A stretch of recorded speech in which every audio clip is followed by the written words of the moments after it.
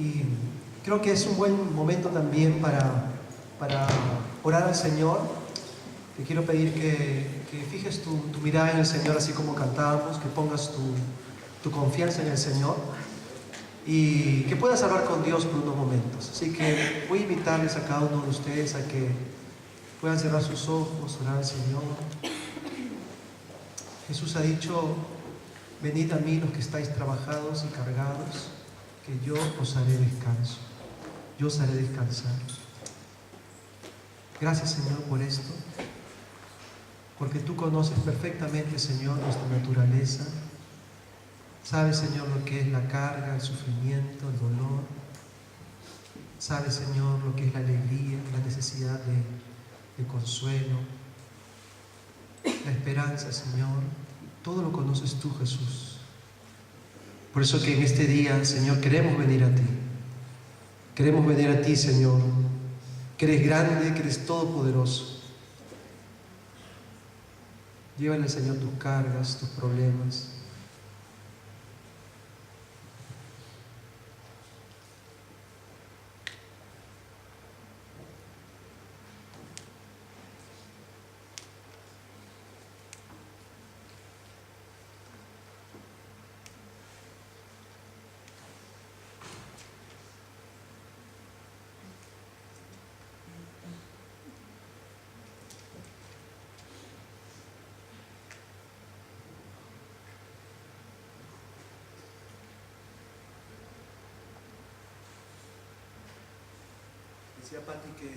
Decía Pati que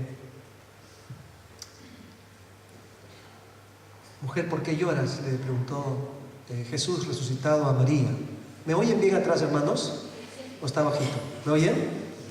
¿Sí? Mujer, ¿por qué lloras? Y en verdad, a veces nosotros tenemos sufrimientos, cargas y dolores, y el Señor quiere escucharnos. Claro que Él conoce la razón, pero Él quiere oírnos y quiere escucharnos. Pero en medio del sufrimiento puede nacer también alegría, ¿no es cierto? En medio del dolor puede nacer alegría. Por eso Jesús dijo a sus discípulos: vuestra tristeza se convertirá en gozo. Porque nosotros vemos limitadamente, nos enfocamos solamente a veces en el dolor, pero detrás del dolor puede estar, y de hecho está, estoy seguro, la alegría y el gozo del Señor. ¿Amén? ¿Sí? Bien, vamos entonces a buscar en nuestras Biblias Hechos, el libro de Hechos, el capítulo 2, versículos del 22 al 38. Como es una lectura amplia, voy a rogarles entonces que prestemos mucha atención y, aún si es posible, compartamos nuestra Biblia con la persona que está a nuestro lado. Compartamos nuestra Biblia con la persona que está a nuestro lado. Así todos vamos siguiendo la lectura. Hechos, el capítulo 2, versículos del 22 al 38. Dice así: varones israelitas, oíd estas palabras. Jesús Nazareno, varón aprobado por Dios entre vosotros, con las maravillas, prodigios y señales que Dios hizo entre vosotros por medio de él, como vosotros mismos sabéis. A este, entregado por el determinado consejo y anticipado conocimiento de Dios, prendisteis y matasteis por mano de inicuos, crucificándole, al cual Dios levantó, suelto los dolores de la muerte, por cuanto era imposible que fuese retenido por ella.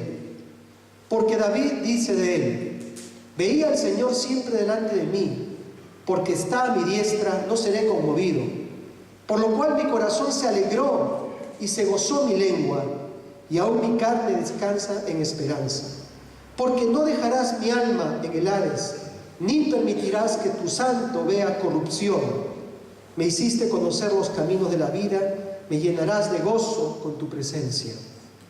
Varones hermanos, se os puede decir libremente del patriarca David, que murió y fue sepultado, y su sepulcro está con nosotros hasta el día de hoy.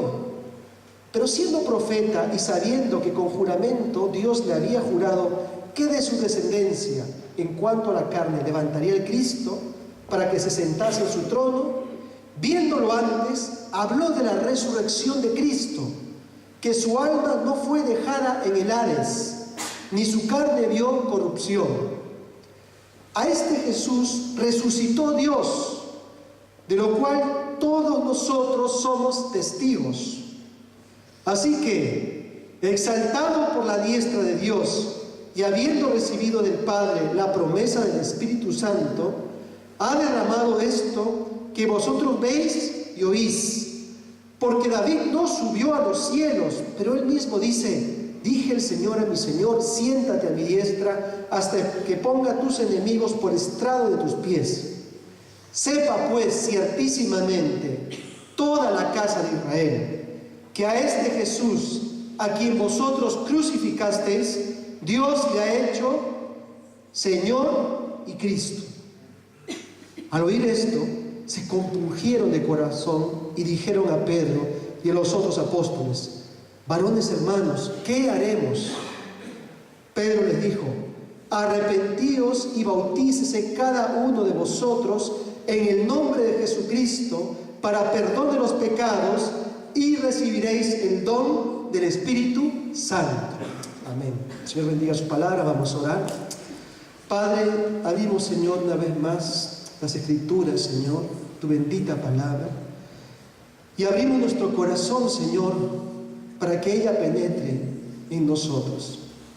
Un corazón, Señor, que a veces es de piedra, un corazón que muchas veces tiene espinos, pero lo abrimos, Señor, así como está, y te pedimos que tú, Señor, hagas una obra en nuestro interior, que nos des, como dice tu palabra, un corazón vivo, un corazón de carne, Señor, sensible a tu voz. Queremos ser sensibles a tu voz.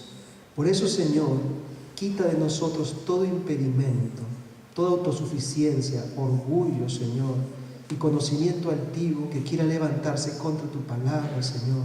Y todos nuestros pensamientos los llevamos cautivos a Jesús. Jesús, háblanos, Señor, con tu amor y con tu poder. Oramos en tu nombre, Señor.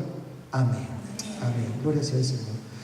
Bien, este pasaje que hemos leído es el primer mensaje que reciben los judíos posteriormente a la resurrección, crucifixión, resurrección y ascensión de Jesús. Y es muy interesante porque hasta antes de la crucifixión, los discípulos parece que no entendían absolutamente nada de lo que significaba la misión de Jesús. No lo entendían. Ellos, en su mentalidad judía, simplemente esperaban a ese Mesías político, militar, que les liberase. Así que no entendían absolutamente nada acerca de la verdadera misión de Jesús. Pero aquí, ya en Hechos 2, se ve que Pedro, mediante este mensaje que lanza a las multitudes judías, ya ha entendido lo que significó la misión de Jesús en este mundo y cuál es la respuesta que los hombres debemos de dar frente a la misión de Jesús. Y entonces este mensaje de Pedro, muchos en el mundo teológico le denominan el querigma, es decir, ¿cuál fue la esencia del mensaje cristiano? ¿Cuál fue el primer mensaje que los cristianos lanzaron a las multitudes? Ese es el querigma, el querigma. Entonces, aquí encontramos el mensaje primigenio, el primer mensaje ya articulado con que Pedro se dirige a aquellos que habían crucificado al Señor. La pregunta que uno debe hacerse, entre muchas, una de ellas es: ¿por qué murió Jesús? ¿Por qué murió Jesús? También podríamos plantearlo de otra forma, podríamos decir: y finalmente, ¿quién mató a Jesús? ¿Por qué murió Jesús? ¿Quién mató a Jesús? Si uno lo ve desde el punto meramente lógico, meramente humano o histórico, dirá que Jesús murió porque se levantó contra él una confabulación de sus enemigos, de los líderes religiosos judíos, de los sacerdotes, de los fariseos, de los escribas. Hicieron un complot, maquinaron y entonces cogieron a Jesús, que era su adversario y que duramente les había fustigado, les había criticado, y no importando todo el bien que este hombre había llevado a la nación, por celo religioso, celo político, entonces le crucificaron y terminaron con su vida. Si esa fuera la explicación, entonces nos quedaríamos con que Jesús fue una especie de mártir, ¿no es cierto? Porque los mártires tienen un mensaje, a veces transformador y revolucionario, y muchas veces mueren por causa de su mensaje. Podría plantearse así, pero no es este el mensaje que Pedro lanza a las multitudes. No es que Cristo murió víctima de un complot y es una gran injusticia. Cristo, en verdad, no murió por causas accidentales que él no había previsto. Pedro dice que todo esto ya había sido determinado por la voluntad de Dios. Es decir, cuando Jesús nace con esta misión, nace sabiendo que él sería crucificado, que él iba a morir. La muerte de Jesús no fue un accidente, no fue algo inesperado. Él muchas veces lo declaró a sus discípulos, solo que ellos no entendían que había que cumplir con una misión, y esa misión significaba pasar por la cruz, pasar por el sufrimiento. Así que uno se podría preguntar, repito, ¿por qué murió Jesús? ¿Quién mató a Jesús?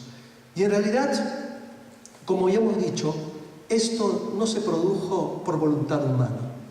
Si el Señor hubiese querido, con su gran poder y su enorme arraigo entre el pueblo, hubiese detenido esa especie de linchamiento, ya sea levantando a las multitudes para defenderlo, o como él bien dijo, clamando a Dios y entonces pidiéndole al Padre que enviase una legión de ángeles que le defendiese. Así que el Señor dijo claramente: a mí nadie me quita la vida, yo la pongo y la volveré a tomar. Yo la pongo y la volveré a tomar. En realidad, hermanos, cuando pensemos en la muerte de Jesús, debemos dejar de pensar que Él fue víctima del odio de los judíos, de la cobardía de Pilato, de la violencia de los soldados. Todos esos no fueron sino solamente instrumentos que, usados por una gran responsabilidad que tiene toda la humanidad ante Dios, en realidad fueron nuestros pecados los que crucificaron a Jesús. ¿Me escuchas? Todo lo demás fueron simplemente instrumentos de nuestros propios pecados. Cuando tú cometes un pecado, cuando yo cometo un pecado, según la justicia de Dios, ese pecado merece ser castigado. Dios no es injusto. El pecado merece un castigo, y a veces pensamos que ese castigo vendrá en el juicio final, al final de los tiempos, con el infierno, pero no es así. Cada vez que nosotros pecamos, cada uno de nuestros pecados ha sido un martillazo en el clavo que atravesaba las manos de Jesús. Esos son nuestros pecados. Jesús fue realmente crucificado por nuestras culpas, por nuestra responsabilidad, y cada vez que yo ofendo a Dios, estoy dándole un golpe a ese clavo que atraviesa las manos de Jesús. Ese es el precio de mi injusticia. Parece injusto, porque ¿por qué habría de sufrir un inocente por mis pecados? Pero es el Salvador. Por eso que debemos de aborrecer tanto el pecado, porque cada uno de ellos, insisto, ha sido un latigazo, un golpe, un martillazo en el cuerpo sufrido y doliente de Jesús. Así que la explicación que dan los apóstoles, ya no solamente aquí en Hechos, sino en todo el Nuevo Testamento, es que la humanidad es la gran responsable de la muerte de Jesús, porque apareció entre nosotros un hombre incomparable, la luz de este mundo, y los hombres amaron más las tinieblas que la luz. Cogieron al hombre más espléndido que hay y le clavaron en una cruz. Ese es el gran pecado de la humanidad. Nosotros los hombres hemos cometido cosas horrorosas unos con otros. La guerra es un horror, es una catástrofe. Las violaciones, los asesinatos son algo que no se puede admitir. Pero la muerte del inocente de Jesucristo es la gran injusticia que se cometió. Es el pecado de toda la humanidad. Y si tú no quieres sentirte responsable de eso, tendrías que dejar de pecar. Porque cada pecado en realidad que cometemos nosotros, insisto, es un golpe de martillo que se hunde, el clavo que se hunde en las manos y en los pies de nuestro Señor Jesucristo. Porque la paga del pecado es muerte, porque los pecados merecen recibir la justicia de Dios. Ahora bien, eso quiere decir entonces que en la cruz Jesucristo estaba llevando los pecados de todos nosotros, sin excepción. Los que nos parecen más insignificantes como los que nos parecen más graves. Hay cosas que uno en su vida puede pasar por alto. Hay otras cosas que uno no puede pasar por alto. Les parece a uno demasiado horrible, hasta indigno de ser perdonado. Pero por todo eso, porque lo que nos parece insignificante, lo que nos parece muy significativo en relación al pecado, por todo eso murió Jesús. Y por eso que Él es el Salvador de todos los hombres. Por eso que en la cruz es posible que un ladrón que debió haber sido un hombre muy peligroso es capaz de alcanzar la salvación. En la cruz tus pecados han sido clavados, todos ellos. Ya está provisto el gran cheque de salvación para cada uno de nosotros. Por eso murió Jesús. Murió por nosotros, murió en nuestro lugar. El único que puede pagar por mis pecados es Jesús. Nosotros equivocadamente pensamos que frente a un pecado que cometo, puedo compensarlo con una buena acción.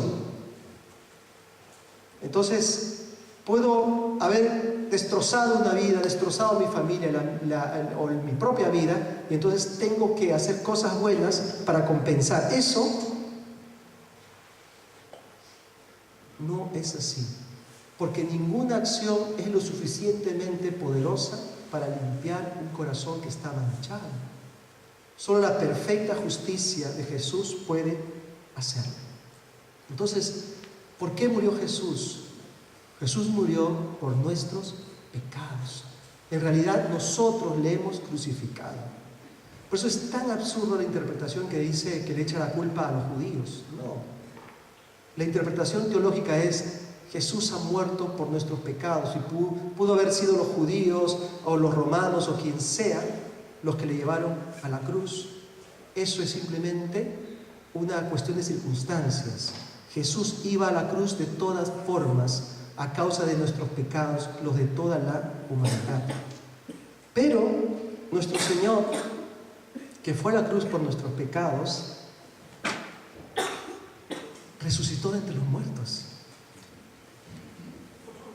¿Por qué puede Jesús resucitar de entre los muertos? Mira, yo puedo decir a alguien: yo quiero morir por tus pecados, y Dios me puede decir: bueno, yo acepto ese sacrificio, y entonces muero por los pecados de alguien, pero les aseguro que jamás podré resucitar.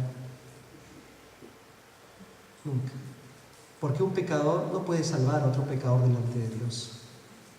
Tiene que ser el Cordero inocente, sin mancha, sin arruga. Jesús resucita porque la vida de Jesús tiene la justicia de Dios y satisface la justicia divina, y es por eso que la resurrección de Jesús, ¿qué es? Es la marca o el sello que nos dice que Dios ha aceptado ese sacrificio. O sea, si Jesús no hubiese resucitado, todo esto se hubiese quedado simplemente como un buen deseo, un buen gesto, una bonita acción. Pero la resurrección de entre los muertos es la marca que dice que el Señor aprueba esa sustitución, aprueba esa muerte en nuestro lugar. Por eso puede resucitar Jesús. Y eso es lo que significa la resurrección de Jesús. Entonces, ese momento tan terrible que vivieron los apóstoles al verle crucificado al Señor y que los destrozó, porque les destrozó la vida, ¿no es cierto? Ver a su amado Jesús sufrir de esa manera y luego verle crucificado y maltratado, eso tiene que haber sido un dolor insoportable para ellos. La cruz, que fue el momento tan duro que le destrozó la vida a los apóstoles, se cambió en gozo porque la resurrección les llenó de vida. La resurrección les llenó de vida. Y la cruz, en cierta forma, entonces, nos hace recordar nuestros pecados, nos hace recordar nuestras faltas. Pero la resurrección nos debe hacer recordar que esos pecados y esas faltas han sido borrados por el Señor. Y la resurrección nos debe llenar de gozo y de alegría. De gozo y de alegría. Jesús ha dicho: yo soy la resurrección y la vida. El que cree en mí, aunque esté muerto, vivirá. Ahora mira, hermano, la resurrección tiene una trascendencia enorme. Primeramente debemos entender que esta vida no es todo para nosotros. Nuestro gran error es pensar que esta vida es lo único que tenemos y entonces lo damos todo por esta vida. Pero en verdad la vida es tan temporal, tan pasajera, se esfuma como una flor, como la hierba que nace de día y muere de noche, es muy pasajera. La resurrección nos habla de la esperanza de la vida eterna. Nosotros un día moriremos, pero si estamos en Jesús, resucitaremos. ¿Tú lo crees? ¿Crees esto? Yo soy la resurrección y la vida. El que cree en mí, aunque esté muerto, vivirá. Jesús es la resurrección y la vida. Jesús resucitó a Lázaro. Lázaro volvería a morir. Pero a partir de la resurrección de Jesús, nosotros tenemos la esperanza de que en la resurrección final, cada uno de nosotros que estamos en Jesús, entonces alcanzaremos la vida eterna. Pero la resurrección no solamente tiene efectos de eternidad, sino que tiene efectos para este tiempo. Porque mira, hermano, lo que produce en nosotros nuestros pecados es muerte espiritual. En algunos se nota claramente la muerte. Tú los ves por la calle, les conoces, hablas con ellos, la depresión, la tristeza se hace evidente. En otros la muerte espiritual no se nota, porque está maquillada por bienes materiales, por falsas sonrisas, por aparente felicidad. Está maquillada, pero en el fondo de su corazón también está muerto, porque el pecado produce muerte. La resurrección es el mensaje que nos dice que ese corazón vacío, muerto, deprimido y destruido tiene esperanza de vida, que puede recibir tal inyección de Dios en este tiempo, que esa tristeza se puede cambiar en gozo y en alegría, que aunque el hombre esté profundamente muerto en su espíritu, si recibe el toque de Dios, su espíritu puede resucitar. Y entonces empezará a ver la vida de otra forma.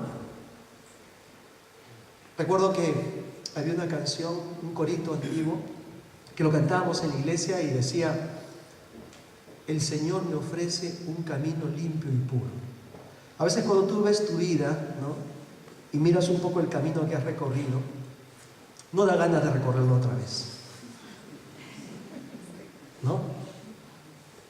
Pero miras adelante y ves el vacío.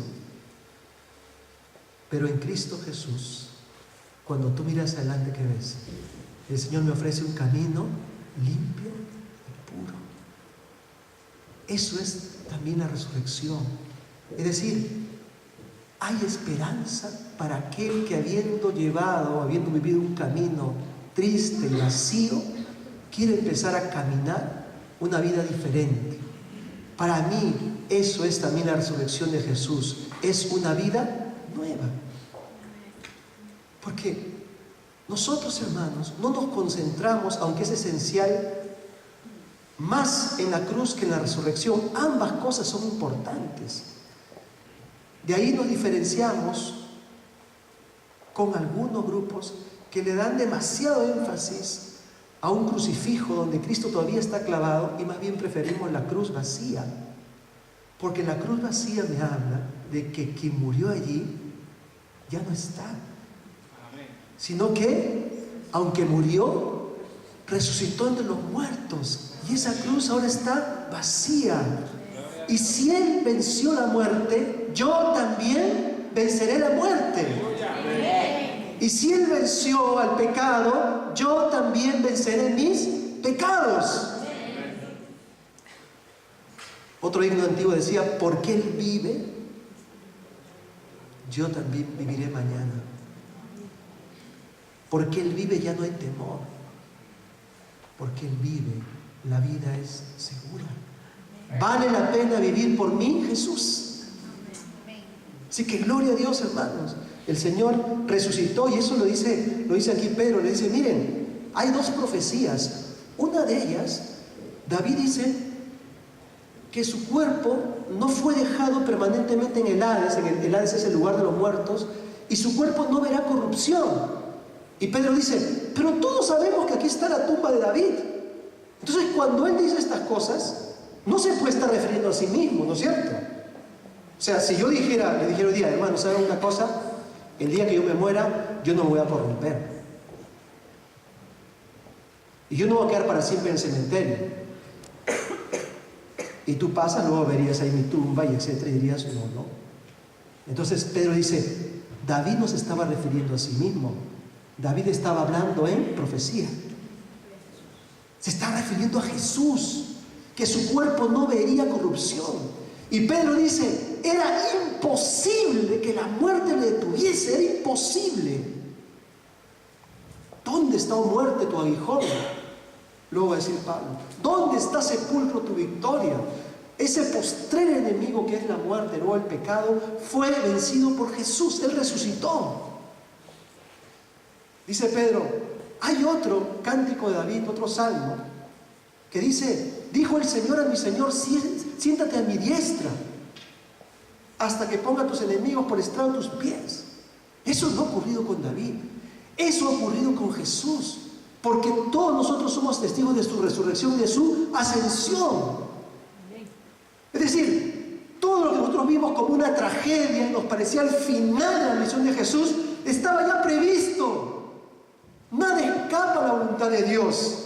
La muerte estaba prevista porque vendría una resurrección, porque solamente a través de la muerte tendríamos certeza de que hay un Dios real, porque es capaz de vencer a la muerte. Le resucita, y le vieron, como diría luego Pablo, más de 500 testigos, sabiendo que Jesús había muerto. Luego le vieron vivo. Por eso que esos hombres eran capaces de lo que sea. Yo no sé cuántos de ustedes han quedado impresionados la primera vez que fueron a un velorio, la segunda o tercera vez, pero a uno le impresiona la muerte. A uno le impresiona mucho la muerte. ¿Ustedes se imaginan? No solamente Jesús era alguien que había muerto, digamos, plácidamente, sino estaba destrozado. Es como que alguien hubiese muerto en un accidente y tú lo has visto destrozado, y de pronto le ves vivo. Le ves vivo. ¿No darías toda tu vida por proclamar ese mensaje? En todas las reuniones no contarías, sino dirías: es que he visto algo increíble, algo que no me puedes creer, pero lo vi, fui testigo, y no solamente yo, tal y cual. Cuando Pablo escribía esas cosas en sus cartas, era como si dijera: vosotros podéis buscar a toda esa gente y os dirá lo mismo. Le vieron morir y luego le vieron vivo. Este es el mensaje de Pedro aquí. Sí, Jesús era un gran hombre que vosotros matasteis, le habéis crucificado, pero el Señor le resucitó de entre los muertos. Y sabéis una cosa, eso ya estaba profetizado. Era imposible que la tumba le retuviera, era imposible. Ya estaba predicho. Ahora, Entonces, Jesús ha resucitado para darnos esperanza, para darnos vida eterna. Pero, en tercer lugar, ya te has quedado mal, pásale. En segundo o tercer lugar, ahí nomás. Nosotros tenemos que dar una respuesta frente a eso.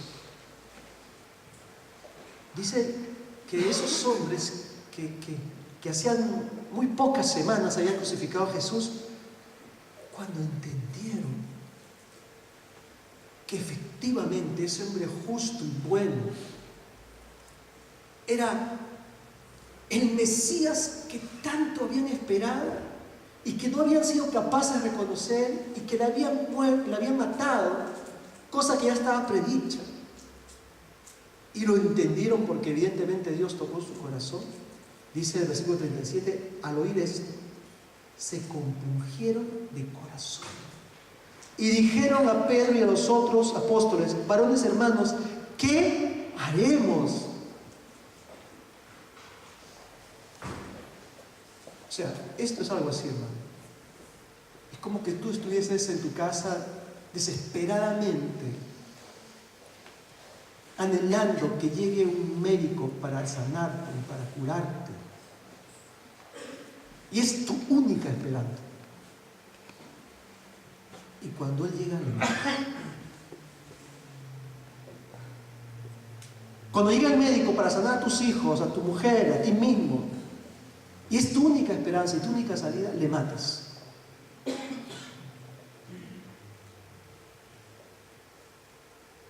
Ese dolor es insoportable porque tú mismo has matado tu esperanza.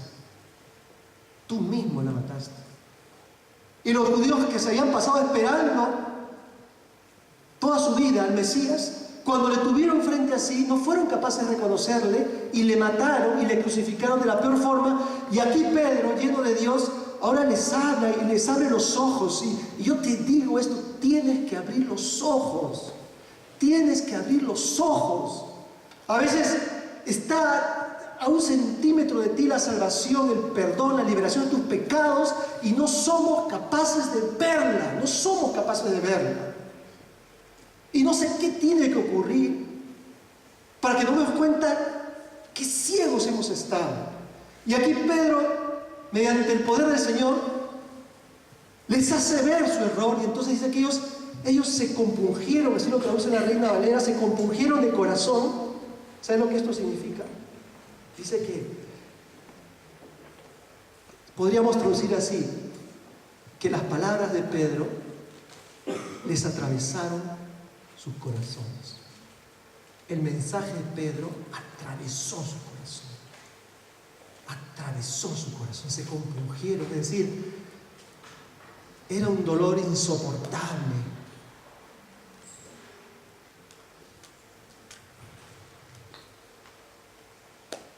El hombre, el verdugo que mató a Juana de Arco, luego de haber encendido la hoguera, se fue y dijo: hoy he matado al ser más inocente que ha habido sobre la tierra. Luego del crimen, se da cuenta que lo que ha hecho no tiene perdón. Ellos pensaban así, por eso que el mensaje de Pedro les atravesó el corazón, se compungieron. Nosotros que nos pasamos toda la vida predicando el Evangelio y la palabra, ¿cuánto desearíamos esto? Porque a veces tú predicas y sientes que rebota y rebota y rebota. Y eso te habla de la naturaleza, de nuestro corazón. Pero otras veces tú te das cuenta que hay un corazón receptivo. Porque este, hermano, no es nuestro mensaje. ¿Me entiendes? No es nuestro mensaje. Este es el mensaje del Evangelio. Yo no discuto este mensaje, porque si fuera mi mensaje, trataría de convencerte. Si tú no quieres oírlo, no lo oigas, no lo escuches. No es mi mensaje, no tengo que discutir, no tengo que debatir contigo. Este es el mensaje del Señor, y el que quiere oírlo, que lo oiga. Y el que quiere discutirlo, no lo discutiremos, porque yo no quiero imponer, no es mi pensamiento contra tu pensamiento. Yo creo que este es el Evangelio del Señor. Y cuando es predicado así, muchos se compungen y a muchos les toca. Y otros pueden haberlo escuchado toda su vida, pero su corazón está cerrado y no son capaces de oírlo. Estas palabras les atravesaron su corazón, se compungieron y le dijeron: entonces ahora, ¿qué haremos? Es tremendo. A veces yo creo así: mira, tú puedes vivir en el sitio más hermoso, pero a veces de tanto verlo ya no te parece hermoso. Cuando este mensaje se ha predicado a veces en lugares donde nunca antes se había oído, no se imagina la reacción de la gente. Una vez un misionero lo predica, habla de la muerte de Jesús, de su amor, en un lugar, y dice que uno de los que estaba entre el público sale corriendo de su lugar, se dirige hacia un crucifijo que había ahí y le dice a la imagen: baja de la cruz, Hijo de Dios. Tú no debes estar ahí, soy yo el que tengo que estar ahí. Soy yo el que tengo que estar ahí. Son mis pecados, baja, Hijo de Dios. Hermano, que el Señor tenga misericordia en nosotros y que este mensaje realmente compunja nuestro corazón. Y entonces Pedro le responde muy directamente, le dice: arrepentíos. ¿Qué haremos? Te digo lo que tienes que hacer. Arrepentíos y bautícese cada uno de vosotros en el nombre de Jesucristo para perdón de los pecados. ¿Cuál es la reacción frente a todo esto?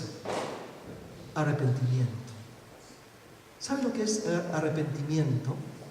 Como no usamos casi esas palabras, voy a explicarlo, ¿no? Arrepentimiento es cambio de pensamiento. O sea, Pedro le dice: si queréis hacer algo, a partir de hoy debéis cambiar vuestro pensamiento. Mira, si yo debo cambiar mi pensamiento, es porque el que tengo está equivocado, ¿no es cierto? Si el Señor me dice: arrepiéntete, lo que me está diciendo es: muchos pensamientos que tú tienes en tu mente están equivocados. Si arrepentimiento es cambio de pensamiento, yo debo de reconocer que mi cosmovisión, como muchos le dicen, mi forma de ver la vida, mi manera de concebir tantas cosas está equivocada. Por eso el Señor dice: mis pensamientos no son vuestros pensamientos. Así como están tan lejos los cielos de la tierra, así mis pensamientos están lejos de vuestros pensamientos. Entonces, arrepentimiento es cambio de pensamiento y por tanto cambio de mentalidad. Afrontar la vida de otra forma. ¿Y saben qué? Y por tanto, cambio de pensamiento.